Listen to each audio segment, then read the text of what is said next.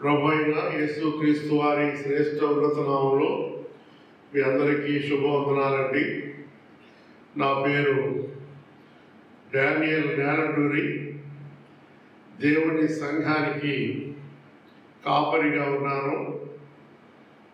గత కరోనా కాలంలో మరణం దాకా వెళ్ళి తిరిగి రావడానికి దేవుడే కృప చూపించాడు.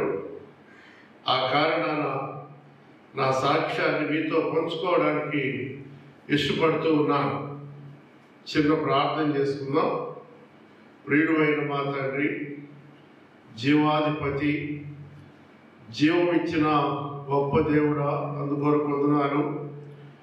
ఇదిగో నాయన, తిరిగి సజీవుడనై ఉన్నాను కనుక తిరిగి అనుదిన ఆనందం అనే ఈ కార్యక్రమంలో మీ మాటలు చెప్పడానికి కేవలం మీ కృపే కారణమైందని నమ్మి స్తుతిస్తూ యేసు ప్రభు నామములో ఈ కార్యక్రమాన్ని ప్రారంభిస్తూ ఉన్నాను తండ్రి, ఆమేన్. గత 2021 సంవత్సరం అది మే నెల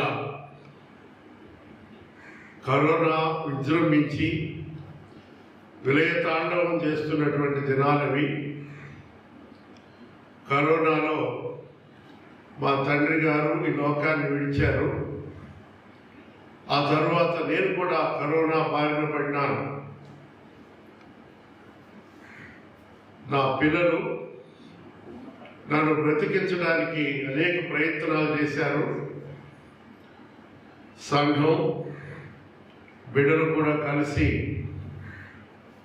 ఎంతో కష్టపడి హాస్పిటల్స్కి తీసుకెళ్తే ఇతడు బ్రతకడు అని చెప్పారు. 95% ఊపిరితిత్తులు బ్లాక్ అయినాయి. డాక్టర్ దగ్గరికి వెళ్ళగానే ఆ రిపోర్ట్ చూస్తున్నాడు. మేము చేర్చుకోము, తీసుకెళ్ళిపోండి అని అంటున్నాడు. మరణ భయం పట్టుకుంది. రక్షించబడినాను, చనిపోతే నిత్యత్వానికి వెళతానన్న నమ్మకం నాకుంది. అయినా సేవ, కుటుంబం వీటన్నిటినీ జ్ఞాపకం చేసుకున్నప్పుడు నేను మరణిస్తే వీళ్ళు ఎలా, ఇలాంటి మరణ భయం నన్ను పట్టుకుంది. ఈ సమయంలో కొన్ని లేఖన భాగాలు నేను జ్ఞాపకం చేసుకున్నాను. కీర్తనాకారుడు దావీదు గారు 55వ అధ్యాయంలో 4-5 వచనాల్లో ఇలా అన్నాడు: నా గుండె నాలో వేదన పడుచున్నది, మరణ భయం నాలో పుట్టుచున్నది, దిగురును వణుకును నాకు కలుగుచున్నవి, మహాభయం నన్ను ముంచివేసెను, ఇక నేను బ్రతకడం కష్టమే. నేను ఇక బ్రతకను అనేది నాకు అర్థమైపోయింది. ఇంకొక మాట కూడా అంటారు 18వ కీర్తన 4-5 వచనాలలో, మరణ పాశములు నన్ను చుట్టుకొనగా, భక్తిహీనులు వరదవలే నా మీద పడి బెదిరింపగా, పాతాళ పాశములు నన్ను అరికట్టగా, మరణపు మురులు నన్ను ఆవరించగా. భక్తుడు కూడా ఇలాంటి బాధలో ఉండి ఈ లేఖనాలు రాశారు. ఈ లోకంలో అన్ని భయాల కంటే మరణ భయం చాలా గొప్పది. మరణానికి భయపడిన వాడు ఎవరు కూడా లేరు. మనం చూడండి, ఉదయాన్నే కుటుంబ యజమాని బయటికి వెళ్తూ ఉన్నప్పుడు ఇంట్లో భార్య అయినా పిల్లలైనా జాగ్రత్త అంటారు. ఎందుకంటే ఎప్పుడేం జరుగుతుందో అర్థం కావటం లేదు కనుక. కాబట్టి అలాంటి సమయంలో దేవుడు నన్ను ఆ కరోనా బారి నుండి బయటేశాడు. 8 రోజుల కాలం హాస్పిటల్లో ఉన్నాను. నా బెడ్కి అటు ఇటు 8 మంది చచ్చిపోయారు. నా దగ్గర నా మేనల్లుడు జోషిబాబు ఉన్నాడు. నాకు మంచి పరిచర్య చేస్తున్నాడు. తనకి చక్కని భార్య, చక్కని పిల్లలు ఉన్నారు.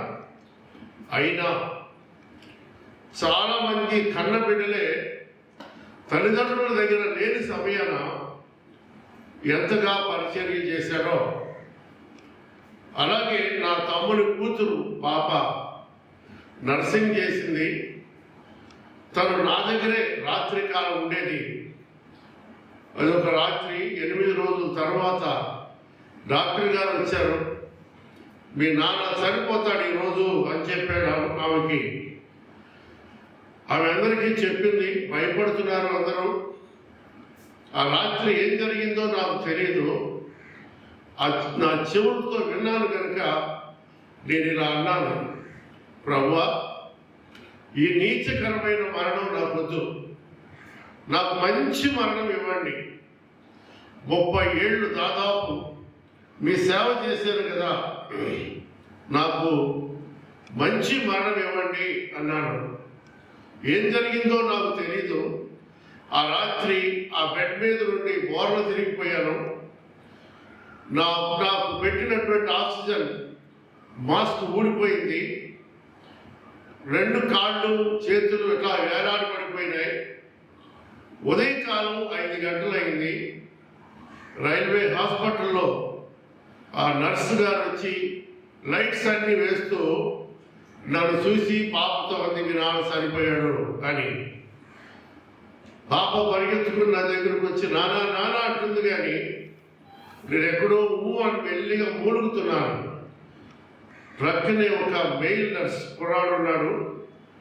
అతను పాప ఇద్దరు వచ్చి నన్ను లేపి మంచానికి ఆనిచ్చారు. నేను శ్వాస మంచిగా పీల్చుకోగలుగుతున్నాను. రాత్రి అసలు ఏమాత్రం కూడా శ్వాస పీల్చుకోవడానికి కూడా అవకాశం ఉండేది. నేను ఉదయకాలానికి 95% ఊపిరితిత్తులు మూసుకుపోతే నా దేవుడు అద్భుతంగా ఆ రాత్రి నన్ను బాగు చేసి ఉదయకాలానికి శ్వాస బాగా ఆడేటట్టు చేశారు. నర్స్ వచ్చి పల్సోమీటర్ పెట్టి చెక్ చేసింది. 95, 96 కొట్టుకుంటుంది. ఇది ఎలా సాధ్యం, ఇది ఎలా సాధ్యమైంది మీకు అంటే, ఆ ప్రక్కనే ఉన్నటువంటి మెయిల్ నర్స్ ఆ తమ్ముడు అన్నాడు, ఆయన దేవుని సేవకుడండి, ఆంధ్రప్రదేశ్ అంతా ఆయన కొరకు ప్రార్థన చేస్తున్నారు, ఆయన సంఘం ఆయన కొరకు కన్నీరు కారుస్తూ ఉంది, దేవుడే ఈ కార్యం చేశాడండి అన్నాడు. నిజానికి నన్ను లేపి అలా కూర్చోబెడితే కూర్చొని అందరితో మాట్లాడగలుగుతున్నాను. 8 రోజుల నుండి మాట్లాడినటువంటి నేను శ్వాస కూడా సరిగా పీల్చుకొని నేను మాట్లాడగలుగుతున్నానంటే అది దేవుని కృపే. నా అంతటి నేనే లేచాను, నా అంతటి నేనే అన్నీ చేసుకోగలుగుతున్నాను. 10 గంటల తర్వాత నేను చనిపోతానన్న డాక్టర్ గారు వచ్చి ఆ గాజు క్యాబిన్లో నిలబడి ఆయన అంటున్నాడు, ఆ బెడ్ మీద అతను చనిపోయాడా అన్నాడు. ఆ నర్స్ అంది, లేదు సార్, అతనే బ్రతికాడు అతను అంది. ఎలాగా అంటే, వాళ్ళ దేవుడు బాగు చేశాడంట అంది. ఆయన గబగబా నా దగ్గరకు వచ్చి ఎలాగా ఏం జరిగింది అంటే, నా ప్రభు నన్ను బాగు చేశాడండి అన్నాను. ఆయన నన్ను చూసి అన్నాడు, నిజమే, నీకు ఒక్క మందు కూడా ఇవ్వలేదు, నిజంగా నీ దేవుడే నేను స్వస్థపరిచాడని డాక్టర్ గారు కూడా చెప్పడం జరిగింది. మీరు గమనించండి దేవుని బిడ్డలారా, దేవుడు ఎంతగా నా పట్ల కృప చూపించాడు. మరణ భయం అంతగా ఉన్నటువంటి నన్ను ఆయన మరణంలో నుండి జీవంలోకి దాటించాడు. అంతేకాదు అదే సమయంలో కుటుంబాన్ని గురించిన భయం ఉంది. నాకు చాలా రుణ బాధలు ఉన్నాయి. పిల్లలు చిన్నవాళ్ళు, వాళ్ళు చదువుకుంటున్నాడు, తండ్రి లేని పిల్లలు వాళ్ళు. నేనేం చేయాలో నాకు అర్థం కావట్లేదు. ఓ పక్క చనిపోతానన్న భయం, నేను చనిపోతే కుటుంబం ఏమవుతుందన్నటువంటి భయం కూడా నాకుంది. గత సంవత్సరాలలో నా కుమారుడు చనిపోయాడు. ఒంటరిగా ఆ పిల్లలను బ్రతికించుకుంటూ వస్తున్నాను. నా కోడలు, 2 పిల్లలు నేను పోషించాలి. ఇలాంటి పరిస్థితుల్లో నాకు ఈ భయం పట్టుకుంది, కుటుంబం ఎట్లాగా అని నాకు అప్పుడు జ్ఞాపకం వస్తూ ఉంది.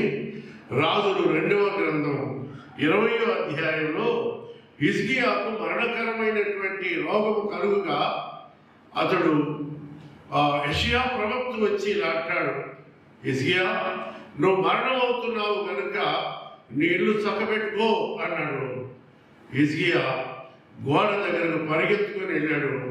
వెళ్ళి ప్రార్థన చేస్తున్నాడు, ప్రభువా నీ దృష్టిలో నేను ఎలా ఉన్నాను, నేను ఎంత యథార్థంగా ప్రవర్తించాను, నన్ను ఒకసారి జ్ఞాపకం చేసుకో అని అంటే యెషయా చెప్పి ఆ నడిమిశాలలోకి వెళుతూ ఉండగానే ప్రార్థన విన్నటువంటి దేవుడు వెంటనే యెషయా గారికి వర్తమానం పంపాడు.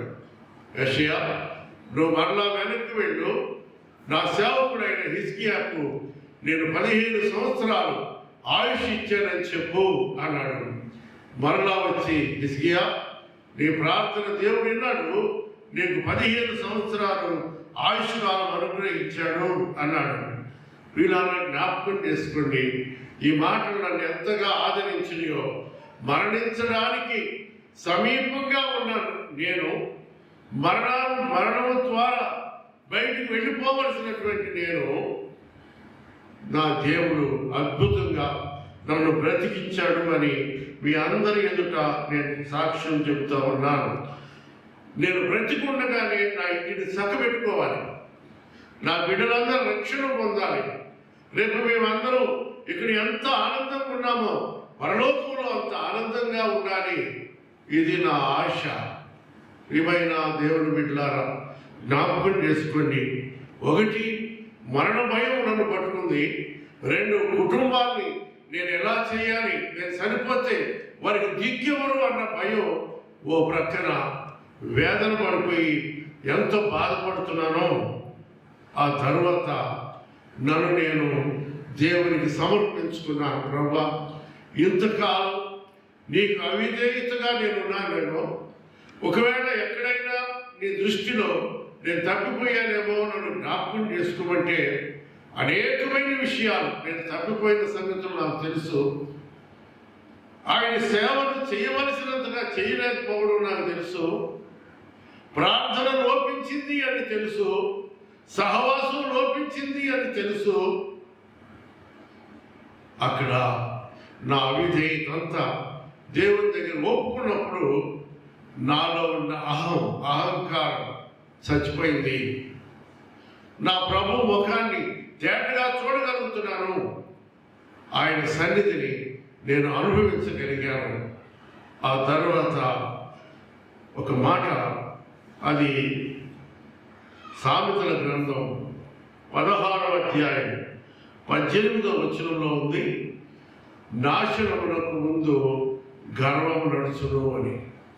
ఇవన్నీ అనుభవపూర్వకంగా నేను మీకు జ్ఞాపకం చేస్తున్నాను. ఒకవేళ ఈ మాటలు వింటున్నప్పుడు ఎవరైనా ఇలాంటి అనుభవం కలిగి ఉంటే ఆహారాన్ని తీసివేసుకోవడం మంచిది. మనం ఈరోజు వారమే రేపటి వారం కాదు కనుక ఓ గొప్ప దైవజనుడు ఇలా అన్నాడు, దీనులైనట్లుగా మనం కనపడతాం కానీ మనలో ఉన్న గర్వం కనపడదు అని. దీనులైనట్లుగా ఉండి గర్విష్ఠులైన వారు ఎంతో మంది ఉన్నారు లోకంలో అని చెప్పాడు. దేవుని బిడ్డలారా, ఒకవేళ పైకి మనం దీనులుగా కనపడచ్చు, నీ అంతరంగంలో ఎలాంటి ధర్మం ఉందో ఒకసారి ఆలోచన చేసుకుంటే అది నీకు అర్థమవుతుంది, దేవునికి కూడా అర్థమవుతుంది, నేను చూసే వారికి కూడా ఈ విషయాలు అర్థమవుతాయి. ఇవన్నీ కూడా కరోనా సమయంలో, ఆ కరోనా దాడి చేస్తున్నప్పుడు మరణ భయం పట్టుకుంది, కుటుంబ భయం పట్టుకుంది. నేను నాలో ఉన్న లోపాలు దేవుడు నాకు చూపించగలిగాడు, వాటిని నేను ఒప్పుకోవడం జరిగింది. ప్రియులారా జ్ఞాపకం చేసుకోండి, నేటికి నీ జీవితంలో నువ్వు ఫలించటం లేదు అని అంటే ఇంకా ఎలాంటి అహం నీలో దాగుందో ఒకసారి ఆలోచన చేసుకుంటే మంచిది. ఆ రోజున ఆంధ్రప్రదేశ్లో ఉన్న చిన్న పెద్ద సంఘాలన్నీ దైవ సేవకులందరూ నా కొరకు మొరపెట్టారు. నేను ఈ స్థలానికి ఈరోజు ఏ స్థలానికి వెళ్ళినా నేను వెళ్ళినా వాళ్ళు అంటారు, అన్నా మేము మీకోసం ప్రార్థన చేసేవన్నా, అన్నా మేము మీకోసం ప్రార్థన చేసేవన్నా అంటే నేను తల వంచి వారికి నిన్ను వందనాలు చెల్లిస్తూ ఉంటాను. నిజమే, మీరందరూ ప్రార్థన చేయకపోతే ఈరోజు ఈ మాట్లాడే వ్యక్తి ఇక్కడ ఉండేవాడు కాదు. కనుక కరోనా వచ్చి దేవుని చేత బ్రతికించబడినటువంటి మనం ఈరోజు ఒకవేళ నువ్వు ఎలా ఉన్నావో నాలాగా నీ కూడా కరోనా వచ్చి నువ్వు బ్రతికించబడితే కనుక ఇక మీదట దేవుని పని నమ్మకంగా చేయడానికి సిద్ధపడండి. ఆయన సర్వశక్తివంతుడైన దేవుడు, ఆయన సర్వోన్నతుడైనటువంటి దేవుడు. ఆయనకి చేతగాని ఏదీ లేదు, నాకు అసాధ్యమైనది ఏదైనా కలదా అని ఆయన మాట్లాడినటువంటి దేవుడు. ఎందుకు అనంటే ఆయన తప్ప నీ రోగాన్ని ఎవరు బాగు చేయలేరు, ఆయన తప్ప నీ పరిస్థితులను ఎవరు బాగు చేయలేరు. ఎందుకు అనంటే ఒక మాట దేవుని వాక్యంలో, నాకు వేరుగా ఉండి మీరేమీ చేయలేరు అని మనం చూస్తాం. ఆ తర్వాత నేను బ్రతికించబడినాను, నా జీవితాన్ని గురించినటువంటి అవగాహన నాకు కావాలి. నేను ఎలాగా బ్రతకాలి? ఒకప్పుడు గర్విష్ఠిగా, ఒకప్పుడు అతిశయపడినవాడిగా, ఒకప్పుడు నా ఇష్టానుసారంగా జీవించిన నేను ఇప్పుడు నా జీవితాన్ని నా ప్రభుతో నేను కట్టుకోవాలి. ప్రభువును గురించిన ఆయన ఇచ్చే ఆయుష్కాలాన్ని నేను పొందుకోవాలి. ఎప్పటి వరకు ఆయన బ్రతికిస్తే అప్పటి వరకు ఆయన సేవ చేయాలనేది నా జీవితంలో ఒక తీర్మానం చేసుకున్నాను.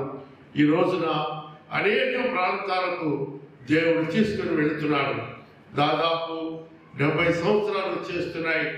ఇప్పటికీ ఆయన నడిపిస్తూ నాతో మాట్లాడుతూ అనేక మంది భక్తుల యొక్క ప్రదేశాలకు ఆయన నన్ను తీసుకొస్తా ఉన్నాడు. కీర్తనల గ్రంథంలో 89వ కీర్తన 47వ వచనంలో ఇలా ఉంది, నా ఆయుష్ కాలము ఎంత కొద్దిదో జ్ఞాపకం చేసుకున్నాము, ఎంత వ్యర్థముగా నీవు నరులను సృజించి ఉన్నావు అని. 48వ వచనంలో అంటాడు, మరణము చూడక బ్రతుకు నరుడెవడు, పాతాళం వశము కాకుండా తను తాను తప్పించుకొనగలిగిన వాడెవడు అన్నాడు.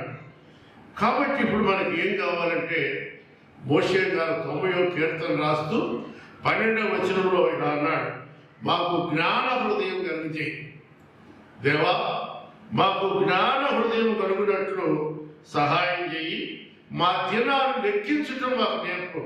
నేను ఉదయకాలాన లేచి యూట్యూబ్లో ఆ చాటింగ్ ఛానల్లో మాట్లాడుతూ నేను తారీఖు చెప్తాను. ఈరోజు 1వ తారీఖు ఏప్రిల్ నెల 2025వ సంవత్సరం మంగళవారం. నేటి వరకు మనం బ్రతుకున్నాం, రేపు ఏమవుతుందో తెలియదు అని చెప్తాను. నేటి వారమే కానీ రేపటి వారం కావు కనుక మనం ప్రభుని ఏమడగాలంటే, దేవా మాకు జ్ఞాన హృదయం కలిగి నేను ఇంకా బ్రతకాలి కాదు, నీ నియామకమైనటువంటి ఆ రోజు ఉంటుంది, ఆ రోజు వరకు మీరు మమ్మల్ని బ్రతికిస్తారు అన్నారు. అయితే ఈ దినాన నేనేం చెప్పగలను అనంటే, కీర్తన 116వ కీర్తన 8వ వచనం ప్రకారం ఆయన నన్ను బ్రతికించాడు. మరణము నుండి నా ప్రాణమును, కన్నీళ్లు విడవకుండా నా కనులను, జారిపడకుండా నా పాదములు నీవు తప్పించావు. అందుకై నీకు నిన్ను వందనాలు అయినా. అపహాస్యం పాలు కాకుండా, నన్ను ఎవరు ఎగతాళి చేయకుండా నా దేవుడు మరణంలో నుండి జీవంలోకి దాటించినటువంటి గొప్ప దేవుడు. ఆయనకి నేను సదా రుణస్తుని. కనుక ఆ కరోనా టైంలో నాకు తెలియకుండానే నా మనసులోనే మొరపెడుతున్నాను, ప్రభువా మీరే సహాయం చేయాలి, కీర్తన 34:6 ఇలా అన్నాడు, ఈ దీనుడు మొరపెట్టగా యెహోవా ఆలకించెను, అతని శ్రమలో నుండి అతన్ని రక్షించెను. ఈలాగున ఆయన నన్ను బ్రతికించి ఈ రోజున సంఘంలో ఉంచి, కుటుంబంలో ఉంచి, సమాజంలో ఉంచి, అనేక స్థలాలలో ఈ పాత్రను ఆయన వాడుకుంటూ ఉన్నాడు. నా వెనుక నా సంఘ బిడ్డలు, నా చెల్లెళ్ళు, అక్కలు, అన్నలు, తమ్ముళ్ళు ఎంతోమంది శిరస్సు వంచి నా కొరకు ప్రార్థన చేశారు. ఇప్పటికీ ప్రార్థన చేస్తున్నారు. మీ అందరికీ నేను సదా రుణస్తుని. అంతేకాదు, శ్రేష్ఠులైన భక్తులు, అన్నోళ్ళు, నా సహవాసులు ఎంతోమంది ఉన్నారు.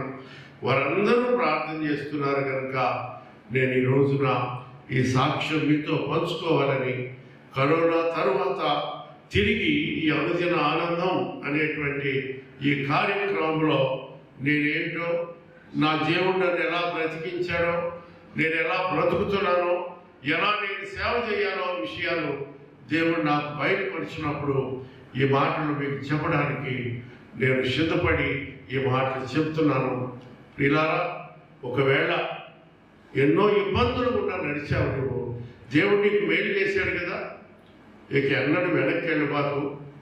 దేవుడిలో స్థిరంగా ఉండు. నమ్మకమైన వానికి జీవనలు మెండుగా ఉండునని దేవుని వాక్యం సెలవిస్తూ ఉంది. కనుక ఆయన మీద ఆనుకుందాం. యెషయా 26:3 అన్నాడు, ఎవరి మనస్సు నీ మీద ఆనుకున్నాం వారిని పూర్ణ శాంతి గల వారిగా కాపాడుతావు. కనుక దేవుని మీద ఆనుకుందాం. ఆయన మన కొరకు పరలోకాన్ని విడిచిపెట్టాడు, దేవదూతలను విడిచిపెట్టాడు, తండ్రిని విడిచిపెట్టాడు, సింహాసనాన్ని విడిచిపెట్టాడు. రిక్తుడుగా భూమి మీదకి వచ్చి 33.5 సంవత్సరాలు పాదశాలిగా అనేక అద్భుతాలు చేశాడు.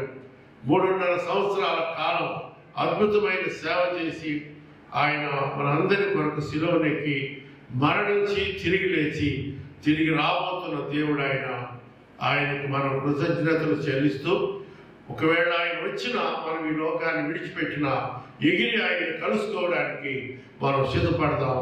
అట్టి కృప దేవుడు మనందరికీ అనుగ్రహించునుగాక. ఆమేన్.